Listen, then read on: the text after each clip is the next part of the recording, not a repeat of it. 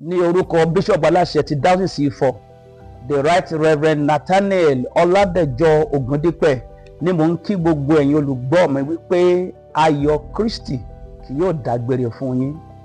Ibi tá a fẹ́ fi jọ gbàdúrà ní àkókò yìí ó wà nínú ìwé oníwàásù orí 10 ẹsẹ̀ 9. Oníwàásù orí 10 ẹsẹ̀ 9, Bíbélì wípé ẹni tó bá wa kòtò sílẹ̀ ó ló máa jìn sí inú ẹ̀ fúnra rẹ̀.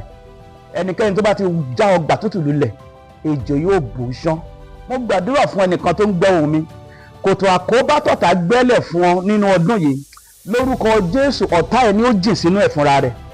Kòtò ibi tí wọ́n gbẹ́lẹ̀ fún ọ lórúkọ Jésù, ọ̀tá ẹ̀ máa jìn sínú ẹ̀ fúnra rẹ̀ o. Gbogbo ẹni tó ń lépa ibi fún ọ, gbogbo ẹni tó ń lépa ẹ̀mí rẹ lórúkọ Jésù, kí wọ́n fi ọwọ́ ara wọn ṣera wọn. Gbọ́ mi lẹ́ẹ̀kan sí ìwé òwe Proverbs 26:27, òwe orí 14 àti ẹsẹ̀ 17 sọ bákan náà wípé ẹnikẹ́ni tó bá wa kòtò sílẹ̀ ni yóò jìn sínú ẹ̀ fúnra rẹ̀. Mo sọ nígbà kejì, ta lẹni náà tó ń lépa ibi fún ọ, tó wa kòtò sílẹ̀ fún ọ, kòtò ibi tó wà sílẹ̀ fún ọ lórúkọ Jésù kó jìn sínú ẹ̀ fúnra rẹ̀. Kòtò àkóbá tí wọ́n gbẹ́ sílẹ̀ fún ọ lẹ́nu iṣẹ́ rẹ, ẹnikẹ́ni yòówù kó jẹ́ lórúkọ Jésù kó jìn sínú kòtò ẹ̀ fúnra rẹ̀.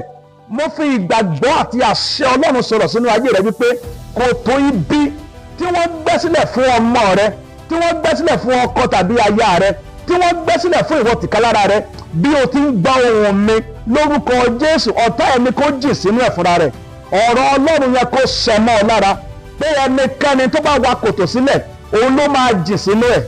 Ọ̀rọ̀ yẹn kó ṣẹ mọ́ ọ lára lórúkọ Jésù. Ẹlẹ́dàá rẹ ò ní gbàbọ̀dè, ibi ò ní yà lọ́nà rẹ lórúkọ Bàbá àtọmọ àtẹ̀mímọ́ ni mo súre fún ọ. Ọwọ́ Ọlọ́run tó ń ṣiṣẹ́ ààbò, ọwọ́ yẹn kó bà lé ọ. Ìwàláàyè agbára rẹ̀ kó farahàn nínú ayé rẹ̀.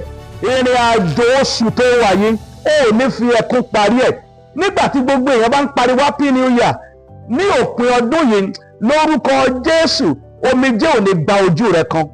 Bẹ́ẹ̀ ni yóò rí ní orúkọ Jésù Kristi Olúwa wa. Àmín.